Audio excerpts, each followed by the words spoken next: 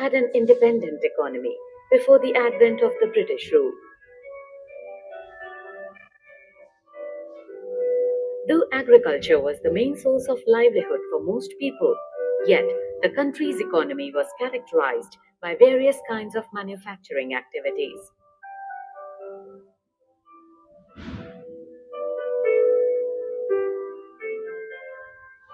India was particularly well known for its handicraft industries in the fields of cotton and silk textiles, metal and precious stone works, etc.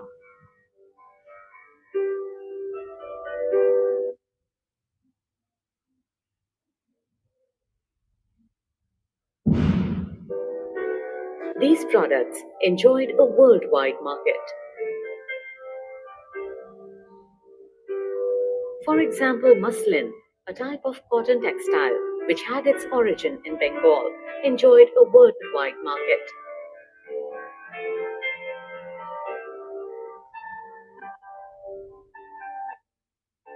The economic policies pursued by the colonial government in India were concerned more with the protection and promotion of the economic interests of their home country than with the development of the Indian economy.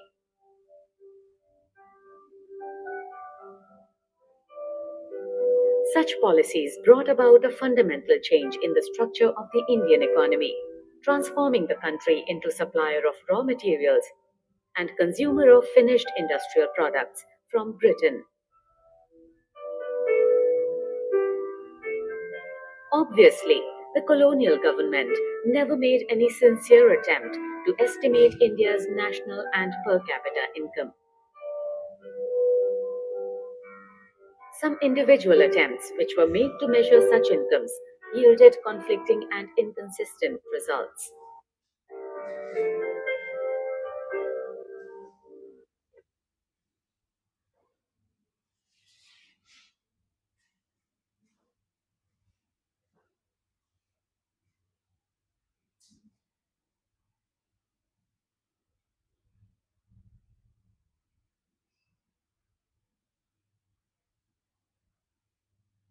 Among the notable estimators, Dadabhai Naroji, William Digby, Findlay Shiras, V.K.R.V. Rao, and R.C. Desai. It was Rao whose estimates during the colonial period are considered very significant.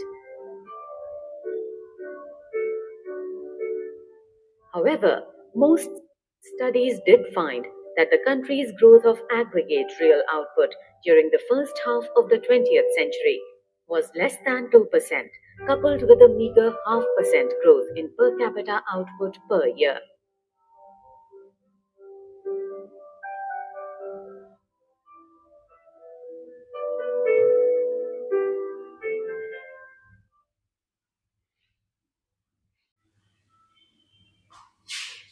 Let us have a historical perspective on the agriculture sector.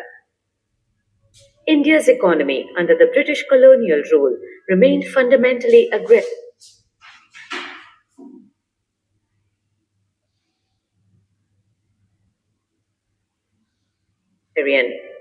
About 85% of the country's population lived mostly in villages and derived livelihood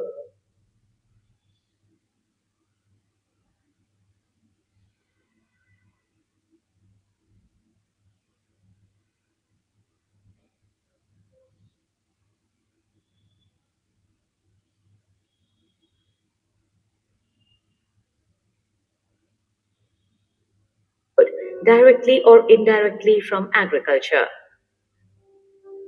However, despite being the occupation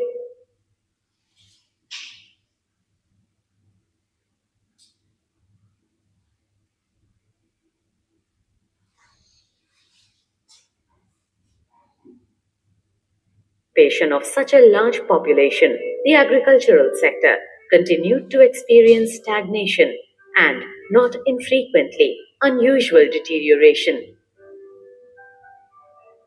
Agricultural productivity became low, though in absolute terms, the sector experienced some growth due to the expansion of the aggregate area under cultivation. This stagnation in the agricultural sector was caused mainly because of the various systems of land settlement that were introduced by the colonial government, particularly under the zamindari system, where the profit accruing out of the agricultural sector went to the zamindars instead of the cultivators. However, a considerable number of zamindars, and not just the colonial government,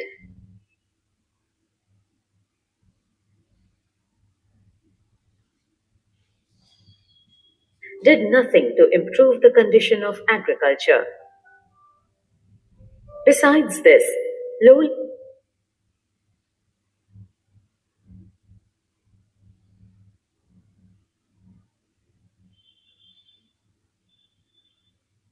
levels of technology, lack of irrigation facilities, and negligible use of fertilizers all added up to aggravate the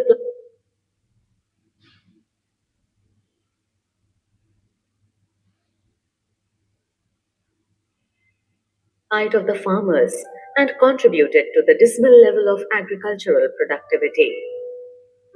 There was, of course, some evidence of a relatively higher yield of cash crops in certain areas of the country due to commercialization of agriculture.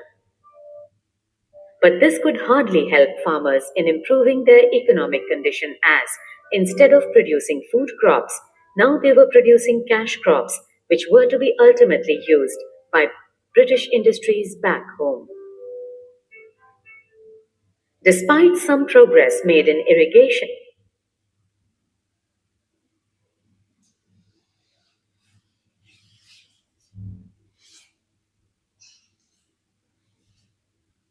India's agriculture was starved of investment in terracing, flood control, drainage, and desalination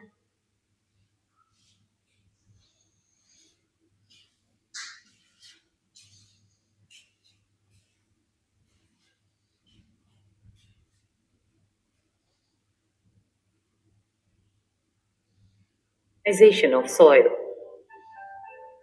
While a small section of farmers changed their cropping pattern from food crops to commercial crops, a large section of tenants, small farmers, and sharecroppers neither had the resources and technology nor had incentive to invest in agriculture.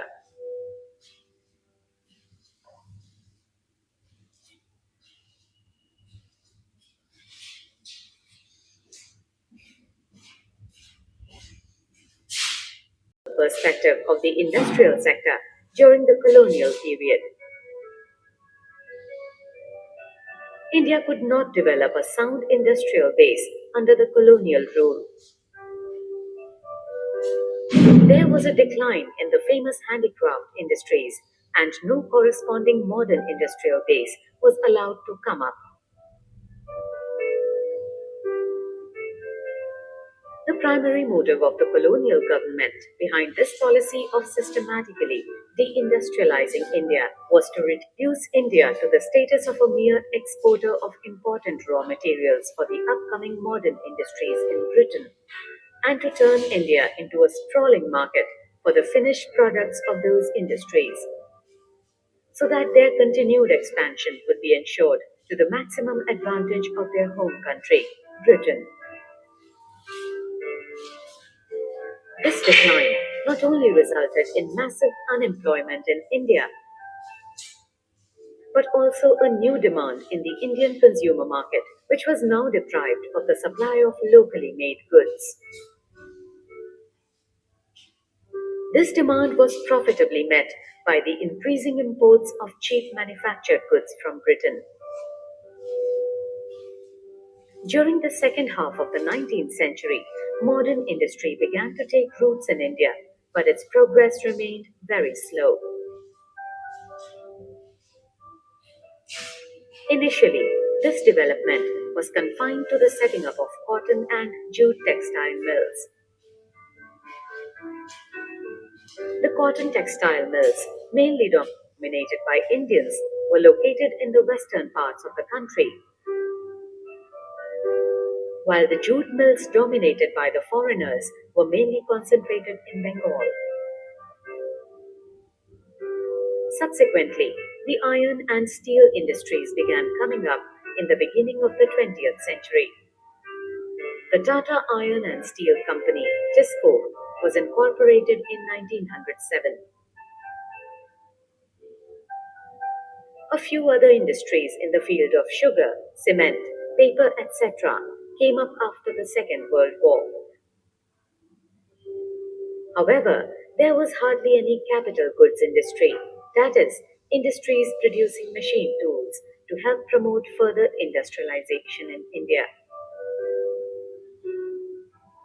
The establishment of a few manufacturing units here and there was no substitute to the near wholesale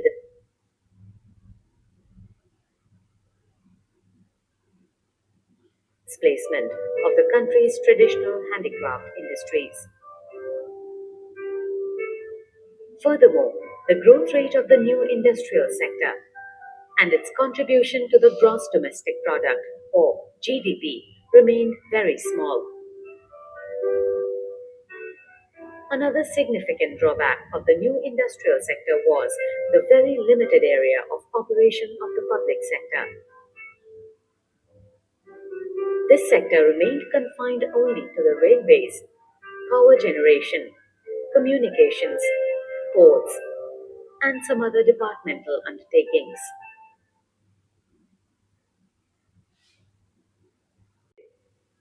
India has been an important trading nation since ancient times. But the restrictive policies of commodity production, trade, and tariff pursued by the colonial government adversely affected the structure, composition, and volume of India's foreign trade. Consequently, India became an exporter of primary products such as raw silk, cotton, wool, sugar, indigo, jute, etc., and an importer of finished consumer goods like cotton, silk, and woolen clothes, and capital goods like light machinery produced in the factories of Britain. For all practical purposes, Britain maintained a monopoly control over India's exports and imports.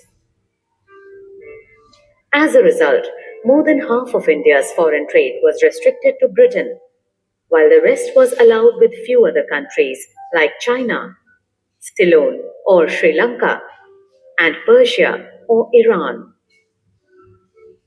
The most important characteristic of India's foreign trade throughout the colonial period was the generation of a large export surplus. But this surplus came at a huge cost to the country's economy. Several essential commodities, food grains, clothes, kerosene, etc., were scarcely available in the domestic market. Furthermore, this export surplus did not result in any flow of gold or silver into India.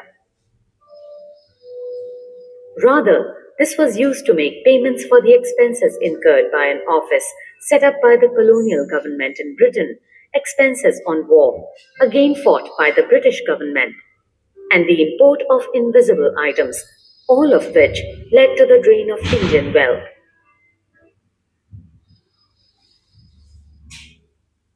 Let us study about the infrastructure that prevailed in India during the colonial period. Under the colonial regime, basic infrastructure such as railways, ports, water transport, posts, and telegraphs did develop. However, the real motive behind this development was not to provide basic amenities to the people, but to subserve various colonial interests. Roads constructed in India prior to the advent of the British rule were not fit for modern transport.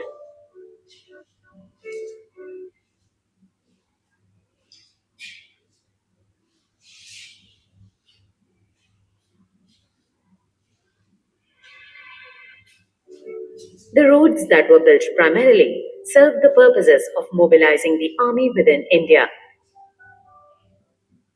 and drawing out raw materials from the countryside to the nearest railway station or the port to send these to faraway England or other lucrative foreign destinations.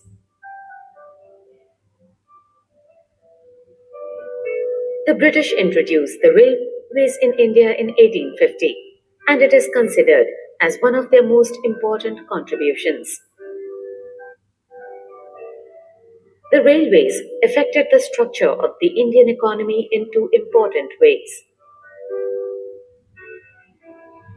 On the one hand, it enabled people to undertake long distance travel and thereby break geographical and cultural barriers.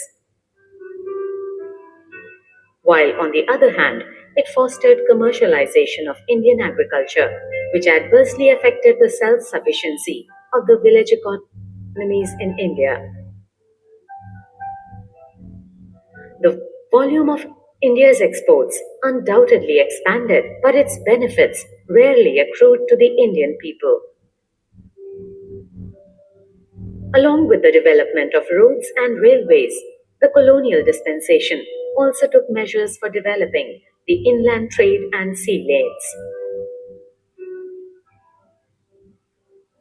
However, these measures were far from satisfactory and at times proved uneconomical, as in the case of Coast Canal on the Orissa coast.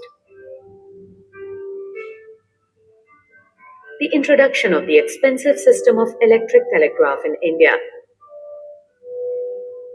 similarly served the purpose of maintaining law and order.